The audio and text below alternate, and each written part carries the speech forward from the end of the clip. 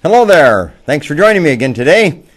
Dr. Teach Me to Parent. Today we have a great program for you. We're going to look at the general theme today of helping children improve their behavior patterns. We as parents play a significant role in how children behave, and we are the key factors of how children improve their behavior pattern over time. And children have a wide variety of behavior patterns and potential, and it's up to us as parents to guide that potential and to develop that potential and to monitor that potential on a regular basis and then take actions to improve it when necessary. So that's our general theme today. And we're going to look at ways in which you as a parent can improve the behavior patterns of your children. But before we do that, I just want to remind you that this is the topic of the day. We're taking it from my book, Dr. Teach Me to Parent. And I certainly welcome you to pick up this copy of the book for yourself.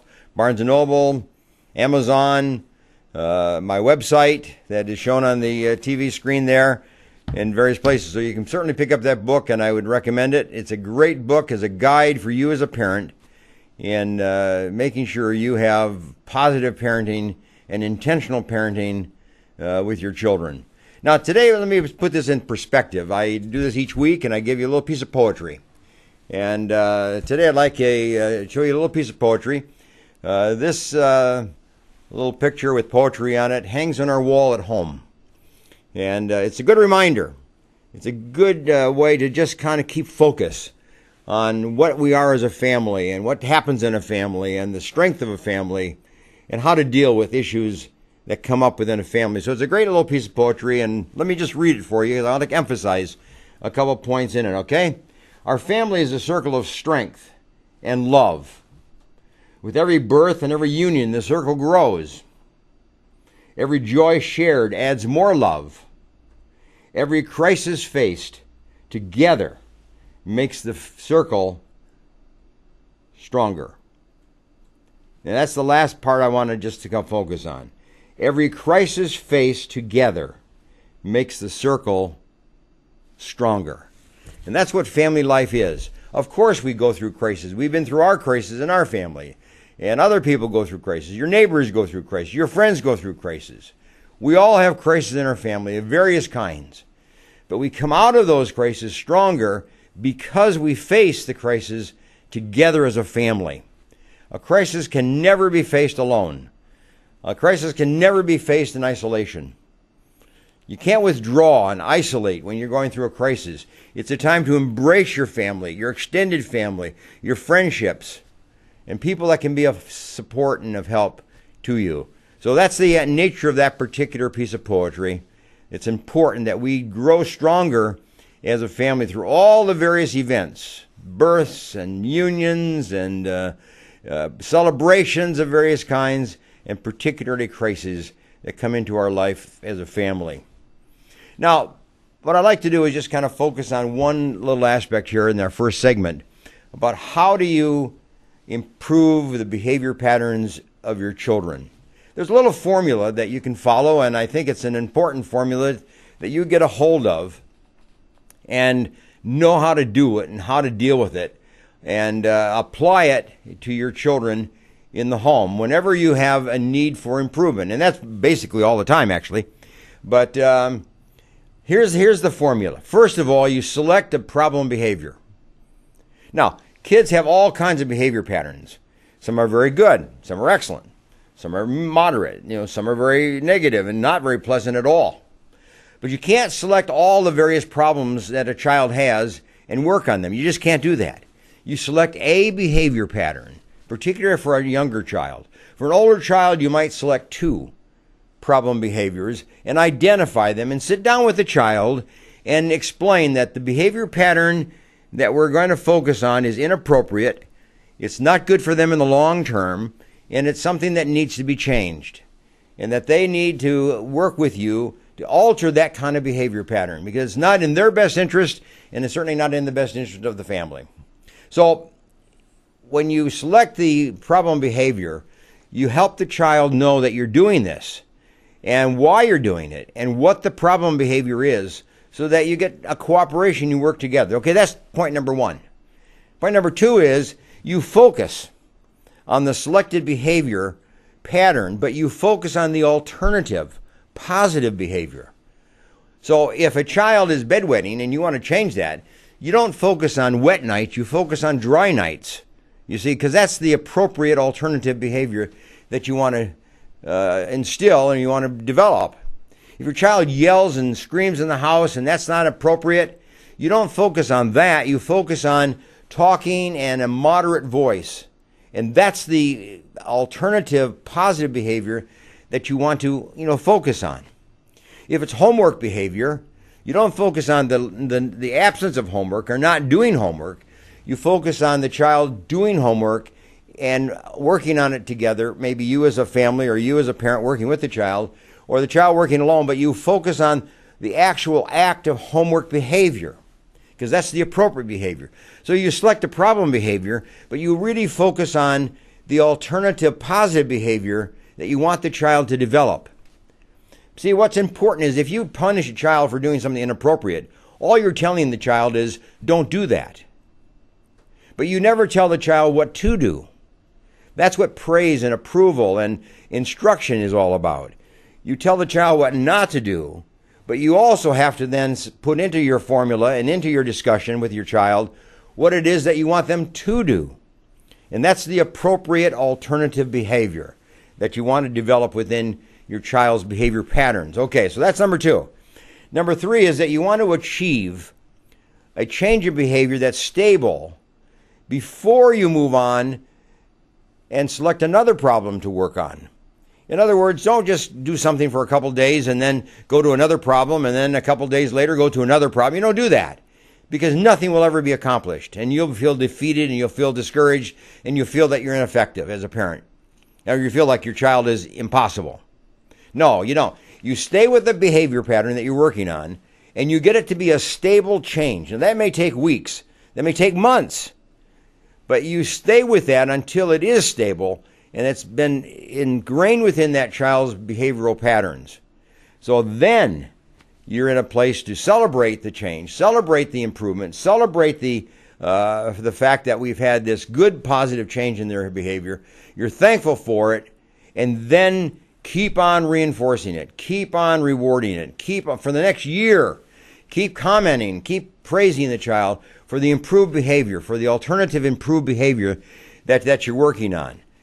Because that's what you want to do. You want to focus on the behavior, change the behavior, focus on the appropriate behavior, make sure that it's stable, reinforce it, reward it on an ongoing basis, and then you're in a position to move on to another problem. You're in a position in an older child to move on with 2 other problems. But you can't move on to another problem until the first problem that you've identified has been changed and is stable. And that's one of the mistakes that we make as parenting, is that we move along too rapidly.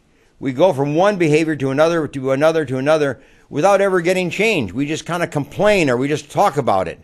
But you can't do that. You have to be able to say, this is the behavior pattern that we want, and we're going to work on it together, and we're going to celebrate it when it does occur. We're going to reward it when it occurs. We're going to be happy for when it occurs. We're going to reinforce it in a variety of ways when it occurs, by giving treats and by giving special privileges and by commendation and by praise and recognition and all kinds of celebration and talking about the improved behavior, the better behavior patterns that you are now seeing in your child. So that's the kind of the formula that is good to help your child develop an improved behavior pattern. It's just a very simple formula, very simple process, but you got to stick with it. And the mistake that parents make is that they quit too soon. They jump to a new program or to a new problem too soon. Or they think that way is not going to work, so they try a different way. And they do it too soon. And we don't get the change that is necessary within the child's general behavior patterns in the home, at school, in the neighborhood, and wherever that child plays and does his thing. So make sure you are effective as a parent. And here's a little formula, for you to follow. Remember, if you go through a crisis, you can come out of it stronger. If you have a problem in your home, you can address it, change it, alter it, and come out of it stronger as a family and as an individual, and certainly as a parent. So there we are in our first segment. Nice that you are joining us today. Get your coffee. We're going to take just a short break, and we're going to come back with another segment of how you can help your child change behavior and improve their behavior patterns. We'll come back and show you another way to do it. Okay? Come on back.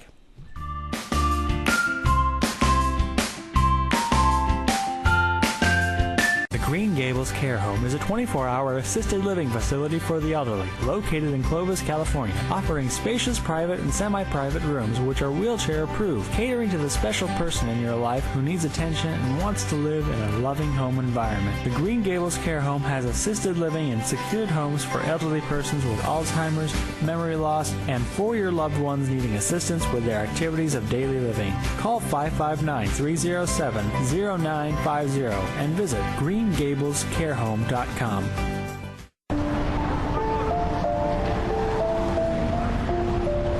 Sometimes good intentions hurt rather than help.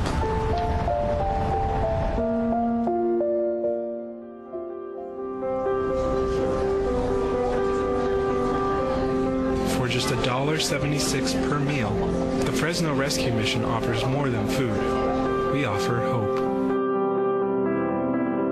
Please donate today.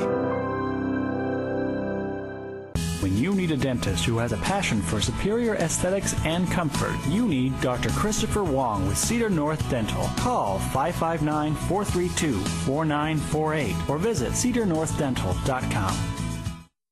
Do you need a locksmith? Layman's Lock and Safe Service and Repair is available for you. 559-228-1805.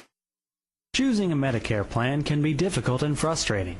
Susan Hatch can guide you through the Medicare maze and help find the right plan for you. Susan helps people understand the confusing and drastic changes that occur every year in Medicare. Susan will only recommend plans that will protect your assets and allow you to continue to see your personal doctor. As a 100% independent agent, Susan is not controlled by any particular insurance company to steer a person onto any one particular plan. Susan was awarded the #1 Medicare supplement agent in California. Look for Susan's Medicare question and answers every Monday in the Fresno Bee. Call Susan at 559-307-2287 and visit MedicareToday.net. Gained a lot, learned a lot, and got a lot of love. If it weren't for the knowledge that I had gained from the classes at PCC, I probably wouldn't be the mom I am today. See, there it goes. I would love you to meet my son, Aaron. My situation was very difficult. I didn't know how my life was going to turn out. We graduated in June 2010 and we got married in July. And through family, the Pregnancy Care Center changed our lives. The Pregnancy Care Center was a huge, vital part in helping me walk through that pregnancy, in educating me and loving on me during that time.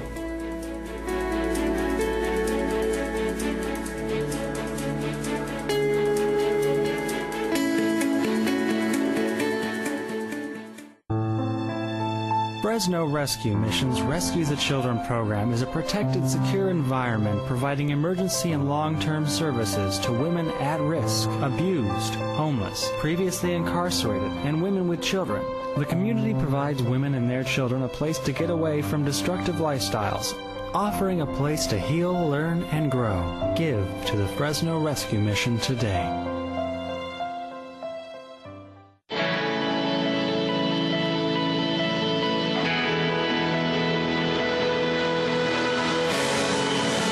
Satellite television transforming the Middle East through hope in Jesus Christ. Sat7USA.org. CentralValleyTalk.com.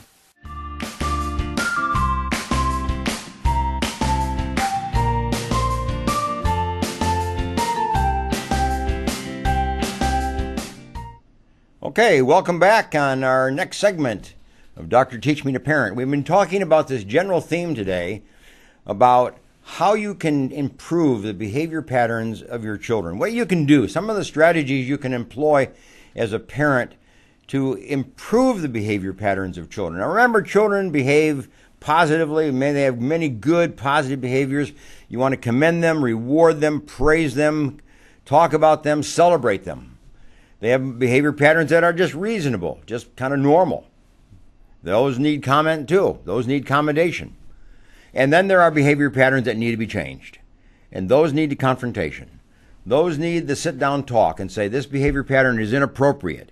And we need now to work together to bring about change and to show ways in which we can change that behavior pattern together, you as a parent and the child. So to improve behavior patterns, you need the cooperation of the child, and you need to work together, and you need to have a strategy that will work, and that's been proven to work. Now, we just talked about a little formula that you can go through in terms of how you can help a child change their behavior pattern as a parent. Now, what I'd like to do is to take a second segment and say this. When families sit down together in a conference, sometimes they're referred to as a conference call, sometimes they're referred to as family meetings, sometimes they're referred to as family sessions. Refer to them as whatever you want. But when the entire family sits down, maybe once a week, maybe once every other week, and you talk about what's going on in their life as children, what's going on in your life as parents, and what's going on in your life as a family. And you discuss that. And together, you work together, and you commit together, and you bond together, and you enjoy your lives together, and you enjoy activities together because you've planned them and you worked out them together. So a second way to help a child develop positive behavior patterns is to work together as a family and make sure that there's a family time when you can sit together, confront a behavior pattern, talk about it, and then change or make plans, for the future, as a family. Now, what I'd like to do is to say this about family meetings. It's a time when you as a family can learn to communicate. It's a time when children and parents can talk to each other. It's a time when you can learn decision-making skills because you have to decide. You have options, you have discussions that take place. It's what you're going to do or not going to do. So you make decision-making skills. You show when something's better than something else, or there's a better alternative, and so on. So you engage in this discussion for problem-solving and decision-making. Problem-solving and decision-making kind of go together, but that's what you do as a family. When you meet together as a family and you meet together to make sure that you are able to coordinate and to be a unit rather than as 3 or 4 or 5 separate people. So family meetings develop all kinds of skills, but the skills of communication are extremely important, and that's what you want your children to learn. And this is where you teach it. And when you come together in a conference as a family meeting and a little time that you can talk about, usually it's done after dinner at a table. Usually when you meet together, you eat together and then you meet together. Or it is done on a weekend, maybe on a Sunday afternoon, Sunday evening, or it's done before bedtime, maybe Thursday nights is before bedtime, whatever.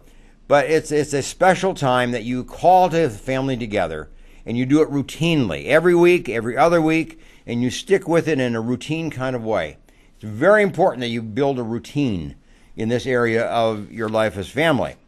Now, when you get together as a family, there are certain kind of, I'll use the word, an agenda that might be helpful, for you to follow and to make sure that the family is coordinated and does this in a very coordinated kind of way. So let me just give you kind of an agenda that might be helpful to you as a family. First of all, here's the question you ask. Has there been any problem at school this week that needs to be discussed? Kids have problems in school. They have a problem with peers. They have a problem with teachers. They have a problem with certain subject matter. They have certain expectations that are not fulfilled. Maybe other problems are other kids are giving them problems. Maybe there's bully behavior taking place at school. Here's the time to find out what your child is experiencing in school with the teacher and with his peers. If it's good, celebrate it. If it's good, praise it, commend it, and move on. But if there's a problem that needs to be addressed, here's the time to do it. Work out a problem, work out a suggested way of handling it, and then move on to the next issue on your agenda. But children need opportunity to tell you what's going on at school, both good and the not so good, okay? Here's the second agenda item. Has there been any problem in our home, in our family life, that needs to be discussed? You see, in the course of a week or two, families fail, families have difficulties, families have times when they just don't function very well. Okay, here's the time to talk about it. Time maybe to apologize. Maybe the time to explain. Maybe time to clarify what happened and why certain things were done. It's a time for children to ask what happened, or to be able to tell what they want or what they would rather have happened, or how they wanted to be handled or talked to or treated at a certain time during the family discussions and family interaction patterns. So it's a time to say what's going on at home. Not just what's going on at school, but what's going on at home that needs to be discussed and perhaps need to be changed and altered. It's a very important topic for kids to become involved in. And then the third one is, are there any activities during the course of the week that the family members must know about and participate in? You see, we as parents look ahead. Kids don't look ahead. We as parents know what's coming down the pike. We know what's coming down next week or the week after that, and we make our plans accordingly. But sometimes we don't tell children, and we don't let children know what's coming down the pike. So they don't know. They're caught off guard. And oftentimes they find out at a time when they really would rather do something else.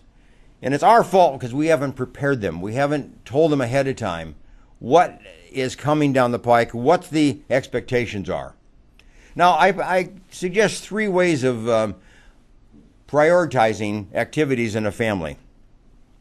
You know, sometimes you get events that you have to go to. It may be a wedding, it might be a funeral, it might be a school event, it might be a sporting event, it might be a special activity. There are all kinds of things in family life we do. But there are 3 kind of levels of priority that I refer to and I recommend for families. When you talk about this topic, there are priority A activities. Priority activities. Priority activities means you got to go. There's just no choice. Everybody goes. Everybody is on board. Everybody is ready to go at that time to that particular event. That's a event activity A. It's a priority A. You all go. There's no choice. There's no option. This is something you have to do. Now, there are alternative B. Options B.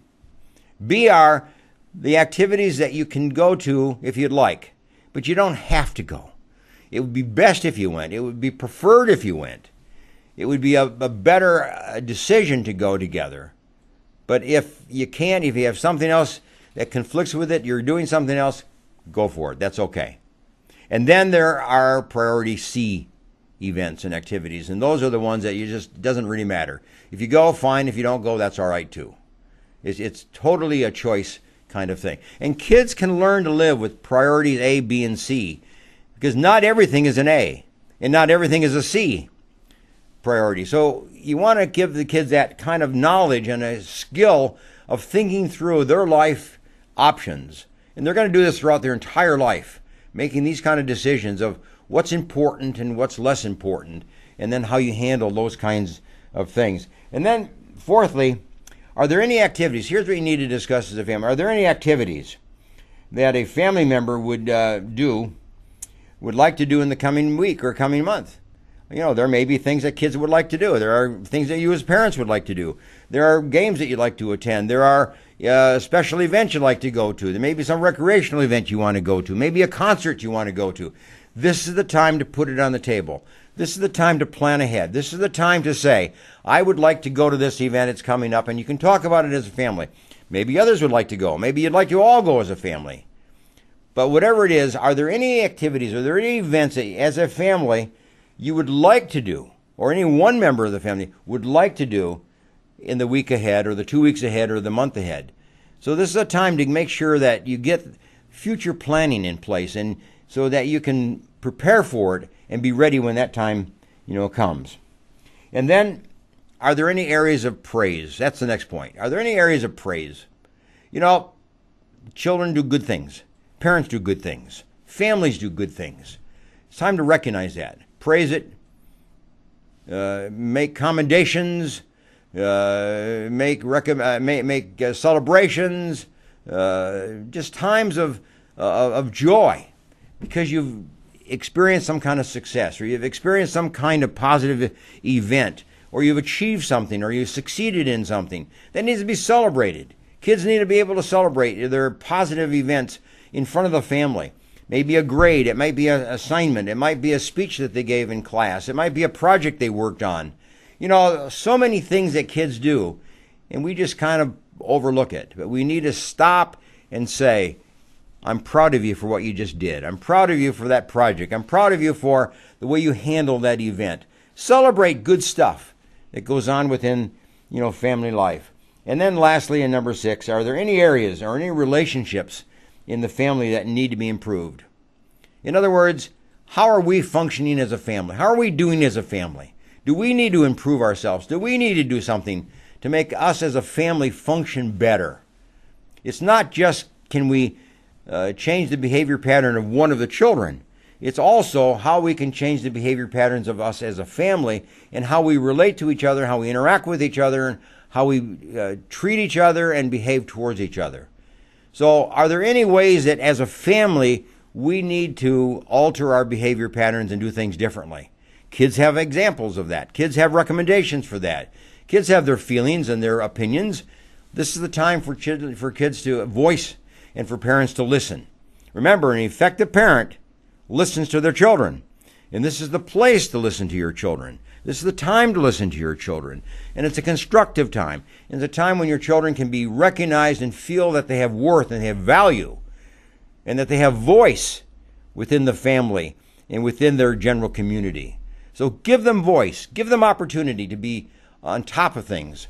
And that's why we have the family call or the conference call or the family meeting or whatever you want to call it. But do it weekly, do it every other week, but do it regularly. And make sure that you follow an agenda like I've just outlined. And then it takes 10 or 15 minutes. It doesn't take a lot of your time, but you'll get a lot of benefit out of that. This is a great big bang for a little buck, okay? So do it and make sure that you become part of a change system within your family. Anyway, thanks for joining me now for segment 2. We're going to go on to segment 3. We're going to look at another way in which you can change the behavior patterns of your children, improve the behavior patterns of your children. So we're going to take a look at just another strategy that is often employed. And come on back in just a couple minutes. Take a look at our sponsors, and if you'd like to be a sponsor of the program, let us know. We'd be glad to add you to our sponsor list, okay? See you in a little bit.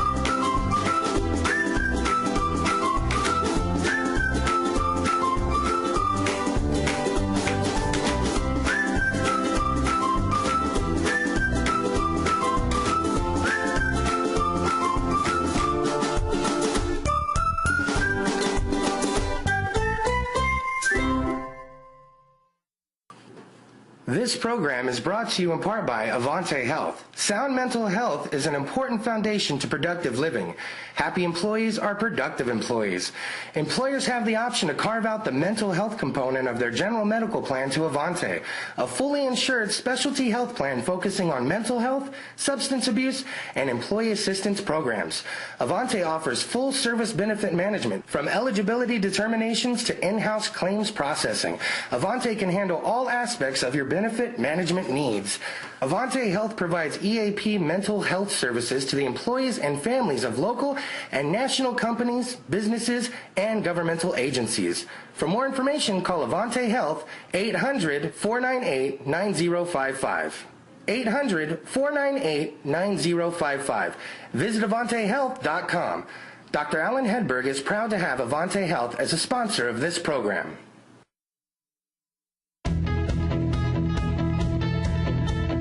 Opportunity isn't always given a door to knock on, so we built one. The door to our kids' futures is often crowded by temptation and misdirection, making it difficult for them to reach their full potential. But once they enter that door, our club door, inside is a place of hope and opportunity. The second home for the nearly 4 million kids we serve every year after school and in the summer. Inside our doors, youth development professionals and mentors provide the guidance, support, and encouragement needed for every kid and teen in an enriching and safe environment, no matter their circumstances.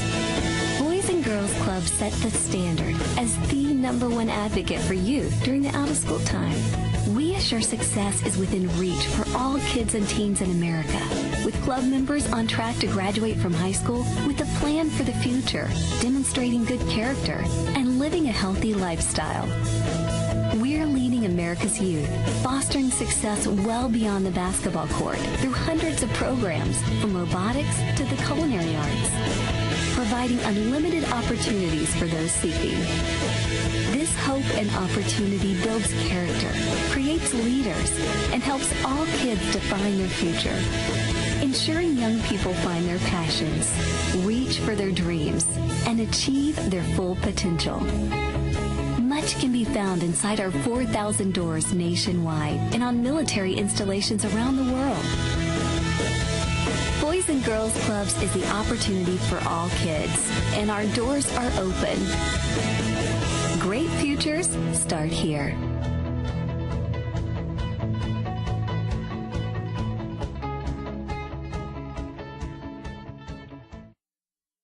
CentralValleyTalk.com.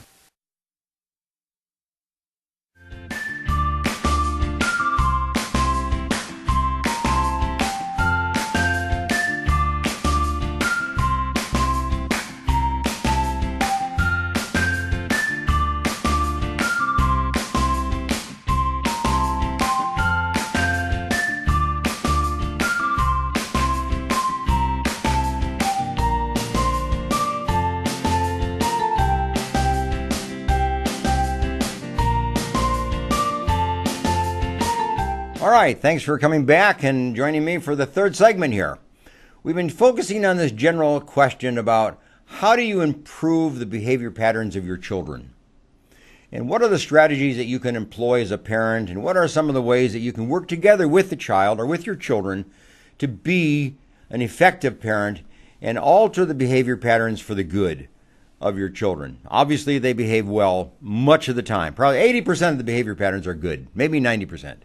But then there's always that behavior pattern over here, or several of them, that you need to confront and need to deal with and need to alter and change. And that's what we're talking about today. How do you take those behavior patterns and improve them so they can move over into the good behavior patterns of your children? Now, we've been looking at a couple ways to do that. I gave you a simple formula to start with.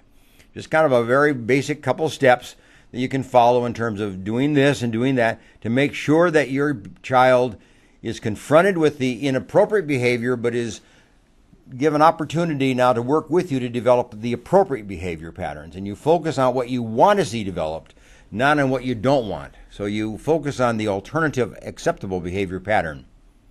And you reinforce it, you reward it, and you stick with it until it's stable. Okay, that was the first thing. But then we talked a little bit about the whole idea of coming together as a family and meeting in a conference. Just regularly, every week, every other week, just talking together as a family, making plans together, discussing problems together, making future plans together, making sure that as a family we're strong and we're able to handle things. And we have a problem at home, we need to face it and deal with it. We have a problem at school, we need to discuss it and figure out how to handle it, and so on. So a family conference is extremely important. Now, let's take a look at the third strategy that you can use to help your child improve their behavior pattern, and that is the issue of family rules. You know, in our society, we have rules. We have laws. We have policies. We have programs. We have things that we do to make sure our family, our individuals, our society, our community functions in a systematic way for the benefit of all. So we have rules, and we follow those rules. And we follow those rules, things go well. It's when we don't follow the rules that things go chaotic and are bizarre and are violent and are disruptive and so on. It's the absence of rule, or the absence of recognizing a rule, or the absence of following rules that gets us into trouble. And within the context of family life, rules are very important because it's the way a home functions. A home can function normally and smoothly and cooperatively, but it can also be very dysfunctional and chaotic. We don't want that. That's what you don't want. But what you do want is a home and a family life that functions on some kind of a systematic basis, following the rules that you have set up as a family. Rules don't come from outside. Rules don't come from me. Rules don't come from somebody else or some book. Rules come from you as a family. And what we're doing here now is showing you as a family how you can develop those rules. You sit down as a family and you talk. You know, what are some of the things that we need to make sure that we all do? What are some of the things that we all want to commit to so that we function well together? And, a few examples of that is, homework must be done before dinner or before supper. Okay, that's a rule. But it makes the home go smoothly. When the homework is done before, or even if you would do it, the homework is done after dinner, that's okay. But whatever the rule is, you follow it. Or it might be that, for children who get up, they go to bed, they get up, they go to bed, they get up, they go to, some kids just will do that 4, 5, 6 times a night. And you as a parent, that's chaotic. You don't do that. So the rule is you get up once. You can get up once, but that's all. And that's the rule. And you accept that and you follow that.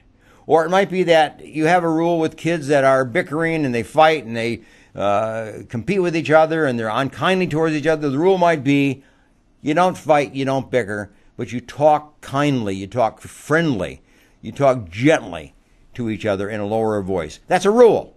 So you set that up, and you set maybe 10 of those rules.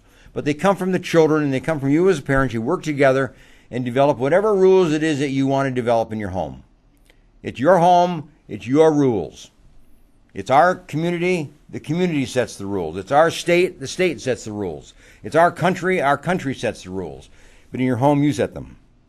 But take leadership and take advantage of that idea and make sure that you and your own family set the rules for yourself and for the children. What's good for the children is good for you as a parent. So all function together, in the same kind of way.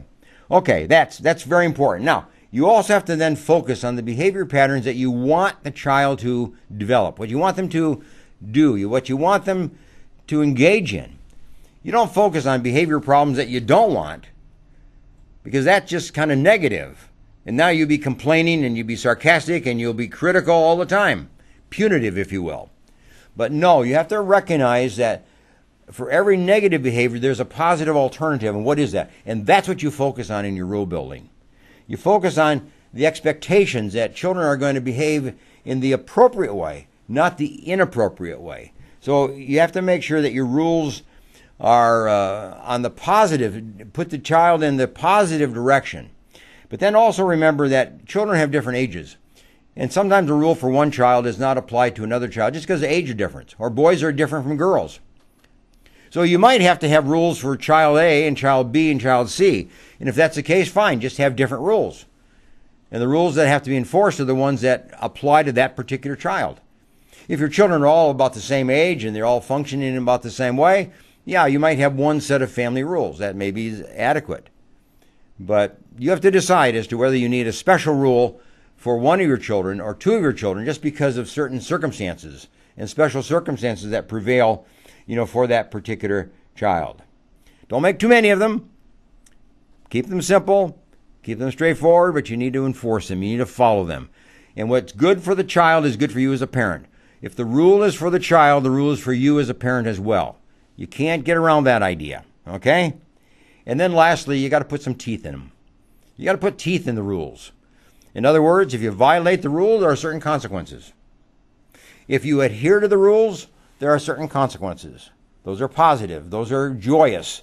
Those are consequences that are celebrated. You're praised. You're approved. You're given special privilege. You're given an opportunity to do things that you wanted to do, perhaps.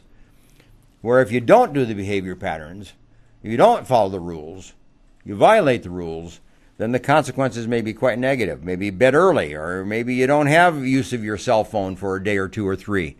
There are certain consequences that follow when rules are broken. That's what happens in our society. We call them fines. We call them charges against certain people and whatever. But in the home, there are consequences that need to prevail for when a child does not behave in accordance to the rules that have been set up. But there are also those positive consequences that follow when a child has followed the consequences, the rules that have been set forth as a family. So if the rules prevail and you as a parent levy out the consequences accordingly to make sure that the child experiences a positive result when good behavior takes place, and that a punishment takes place when the rules are broken. You as a parent have to be consistent. You as a parent have to be on top of things. You as a parent need to be in charge of this thing. You as a parent need to be organizing this thing and making sure that it works for everybody, and it works the same and it's fair, for everybody. So I recommend up to 10 rules. Young children, you might only have 2, 3, or 4, 5. Older they are, you can have more. But as a whole family, maybe you want to have up to 10. That's enough rules. You can't cover everything within 10 rules. There's something wrong. So make sure that you cover your rules in a written format, and that they're in front of the child, and you review them periodically, and you post them on the refrigerator so that they're for everybody to see and be reminded of. And when they're violated, you come back and refresh and rethink them and discuss them. Yes, maybe in the future a rule needs to be altered and changed, modified. Maybe you were inappropriate in setting forth a particular rule or the way that you stated it. So you may want to alter it and change it. You can do that. You have the freedom to do that. But you do that as a family. Okay?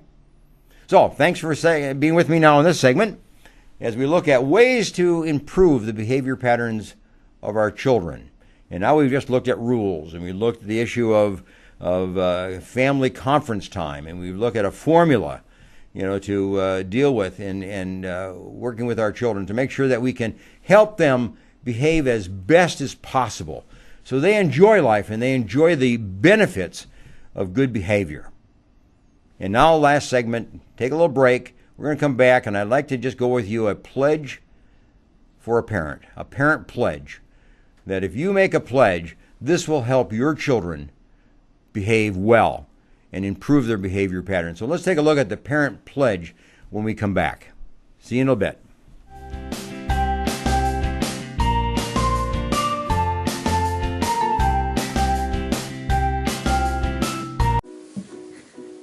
Hey there, world! I'd like to introduce you to someone really special and really cool. This is my mom. My mom is an amazing person. She is a writer. She is a newly transplanted Texan. She is a woman of faith, and she loves 80s music. She also is a person with a very rare genetic muscular disorder called Pompe disease. Pompe disease is a terminal, progressive illness. It's a genetic enzyme deficiency which ultimately leads to the destruction of your skeletal muscles. Those are the muscles that control how you move, your arms, your legs, and your torso. When your jaw or esophageal muscles are affected, you can no longer eat and require a feeding tube. When your diaphragm is impacted, you can't breathe on your own any longer and require a trach ventilator. When your legs are impacted, you will no longer be able to walk without assistance. You can lose bladder and bowel control. It affects children and adults, and eventually it kills you. It is rare, but it's real. Now, we're lucky. My mom's still able to walk, though she uses a cane to get around most of the time. She's still able to breathe unassisted, but she can't go upstairs, and she needs some kind of assistance to get up from a seated position, like if she's sitting in a chair. She has to examine every activity ahead of time to know if there are things like handicap parking, accessible buildings, and even functional bathrooms. All of her activities depend heavily on the weather. A windy day can be just as dangerous as an icy one. She jokes that you can tell what kind of day she's having by whether she can lift her arms high enough to do her hair. And she recently moved into a one-story house specifically with the idea that she's one day going to need a wheelchair to get around. Those are the kind of things she has as everyday concerns. Her normal everyday fears are things like dropping her keys or falling in public and not being able to get up. That actually happened a couple of years ago. She fell and fractured her pelvis because she was unable to break her fall. I receive an enzyme replacement therapy every 2 weeks for life. It's a 6-hour IV. It helps slow the progression of the disease, but it is not a cure. And it costs about $100,000 every time you sit in the chair. Insurance takes care of most of that if you're lucky, but not everyone is, and the expenses add up very quickly. Things like wheelchairs, accessible vehicles, special housing, travel costs to medical conferences, doctor's appointments, and clinical trials. Luckily, there is a group that helps families with Pompe handle these costs. The United Pompe Foundation is a group connecting funds with real people who need help. This was founded by a father whose son has Pompe disease, and they could not find the resources that they needed. They assist patients and their families with medical costs and other expenses that they need to survive day to day. Every little bit helps. There are a lot of things in life that we really take for granted, and sometimes the scariest things in the world are the things that you can't see. So today we're asking for you to help us shed a little light on a rare and scary disease. Please share this video with your friends, your family, strangers, anybody that you come across. Education is a big thing. It makes a big difference. And another way to make a really huge difference in someone's life is to go check out the United Pompe Foundation. Their website is in this video description. Click on it, check it out, and go ahead and donate some money if you're able to. Again, this is an organization giving real help to real people who are amazing and need it, like my mom. I love her, and thank you so much for helping us out. Thank you so much.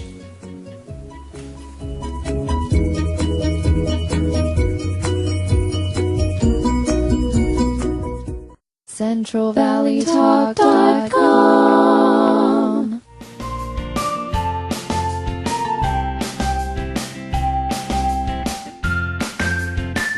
All right, thanks for coming back and joining us for our last segment today, now on Dr. Teach Me to Parent.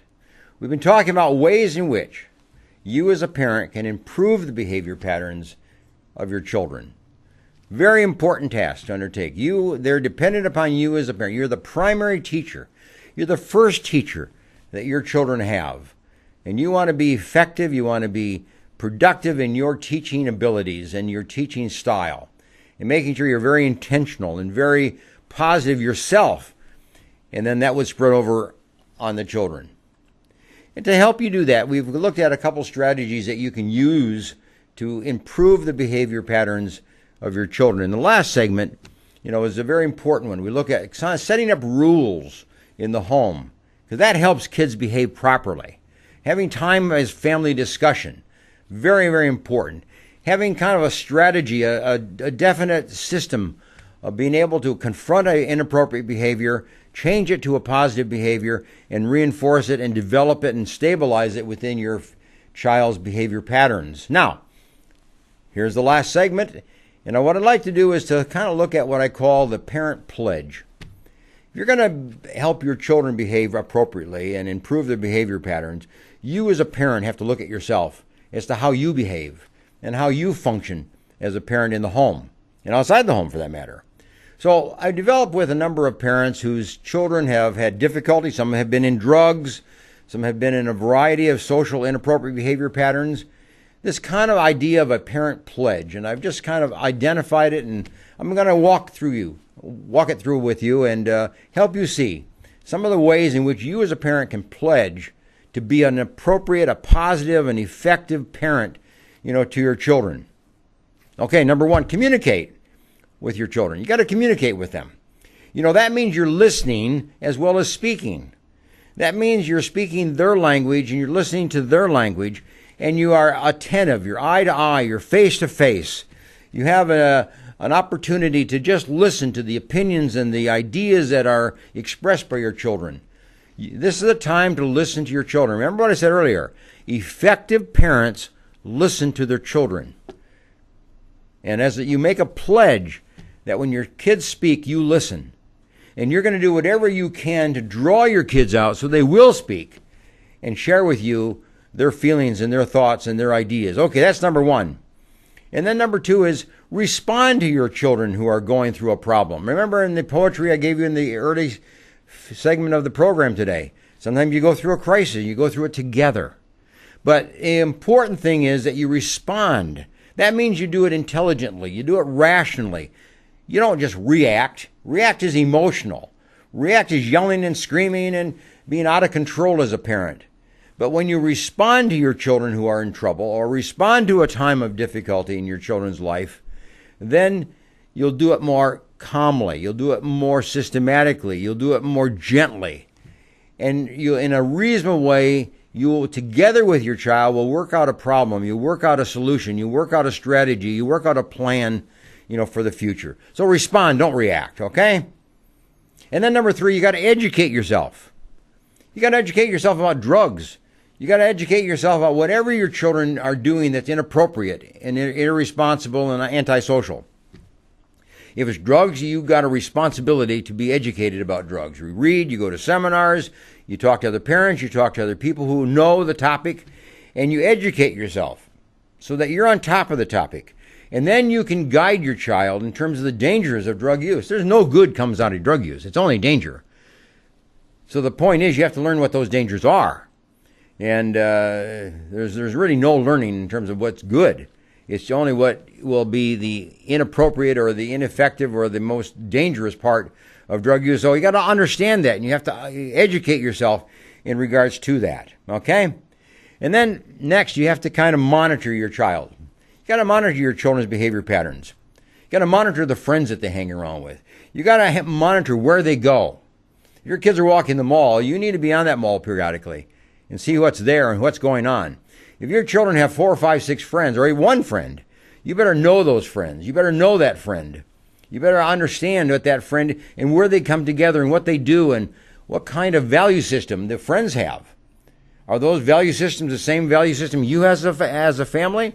Do you share value systems? Or do they have an entirely different value system, entirely different moral system from what you as a family? And if that's the case, that may be a friendship that you need to stop and terminate. Because you can't let your kids have friendships that are contrary to the way that you're trying to raise your child in your own home. Because then you're working against each other. So you have to monitor your kids and what they're doing, who they're with, and what's involved in their day-to-day activity, and recognize the potential for danger. Recognize the potential for substance abuse. And then prevent that. Stop that so it doesn't take place. And then help your child build what we referred to earlier as self-esteem and social esteem. Remember, as a parent, you need to praise your child. Help the child get that sense that I'm a good person, I'm a capable person, I'm a competent person, I'm a valued person, I'm a respected person. I belong, I'm accepted, I'm acceptable, I'm loved. You need that message needs to prevail in your home and bombard your children with that kind of message. That develops self-esteem. But you also have to bombard your child with the other message, and that is they have to be aware of what other people think of them. And it's often inappropriate and untrue. Often people think much more highly of you than you may think they do. You have to kind of look at how do you think other people think of you?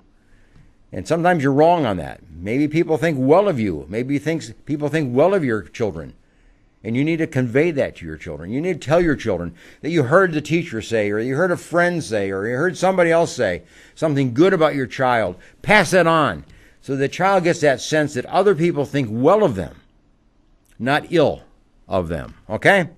So that's very important. Then you want to make sure that you confront any inappropriate behavior on the part of the child. You have to be prepared to confront it. You can't just ignore it. You can't deny it. You can't just go away. You have to be able to confront a behavior pattern that you see as inappropriate. Drug use of any kind, of any level, talking about it, thinking about it, drawing pictures, looking at magazines, looking at books, anything that can be a crisis or can lead to a crisis, you need to deal with it. You need to identify anything that is going to lead to a problem and deal with it as soon as you possibly can. Be rationally informed. Be alert. Be alive. Making sure that whatever you say and whatever changes you take place, it's in the best interest of your child. And then get counseling as a parent. Make sure you get counseling. There's a lot of counselors in your community, and a lot of them are able to help you address the issues that you're facing with your child or your children, whether it's drugs or whether it's homework behavior or whether it's peer behavior, bully behavior, whatever it might be. There are counselors that can help you think that through and develop some strategies and apply it in your home and guide you in the process of changing behavior patterns. They're in a better position to help you than maybe a friend. So seek professional help. It's the greatest thing you can do. And maybe 2 or 3 or 4 sessions is all you need just to get a refocus on the family and you're working, together. And then remember this, that you were a child once yourself. Remember what it was like when you were a child. We all gone through childhood. Now, obviously, kids today go through a whole series of events and influences and activities that are different than we did as a child. So you have to kind of remember, we had our problems, we had our crises, we had our influences, we had our social negativity that was going on in our life. We had it. So just remember, put it in perspective. You were there once too, and you know how your parents handled it. Do it better, okay? Do it better. Anyway, nice to have you with me today. This has been the report on Dr. Teach Me to Parent. And we've looked at some ways in which you as a parent can help your child improve their behavior patterns. Now, let me just close with the tip of the day, as I always do, and just to give you a little bit of a perspective as you move forward into this week, okay? Every child is grateful for something. Help them express it, okay? Every child is grateful for something, and help the child identify what that is. Help the child be able to talk about it and share it. What are they grateful for? But help them express it so they know how to say thank you. They know how to praise somebody for the gratefulness that they have. So that's what's important. Now, lastly, I invite you to join me on my daily podcast, thepsychologyreport.buzzsprout.com. So it's on every day. It's on the internet. It's the psychologyreport.buzzsprout.com. Look it up and join me for the daily podcast, okay? If you want to be a sponsor of this program and my podcast, let us know. We'd be glad to add you to our list of sponsors. And this program today, along with all of them, is now transferred onto the YouTube. So you can always approach it there. And if you want to share it with somebody else, tell them to look at it on the YouTube, okay? And then lastly, I invite you to access my website, booksbyhedberg.com. Booksbyhedberg.com. Go to the website. Here's where you get the book, Dr. Teach Me to Parent. Okay? There's a lot of other books there that I've written as well. Pick them up. Read them. This is good reading. Give them as gifts. We got Christmas coming up. We have other times coming up for gift giving. Pick up a book. Share it with them. And be a source of change and a source of influence and positivity in the life of all your friends and the people you know. Okay? Thanks for joining me today, and we'll see you next time. Bye-bye.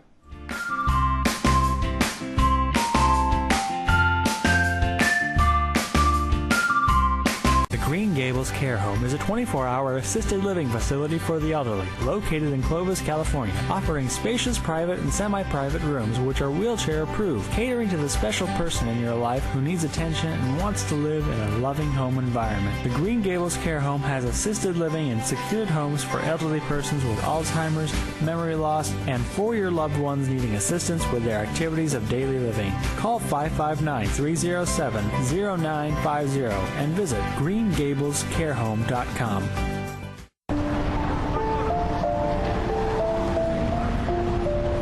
Sometimes good intentions hurt rather than help.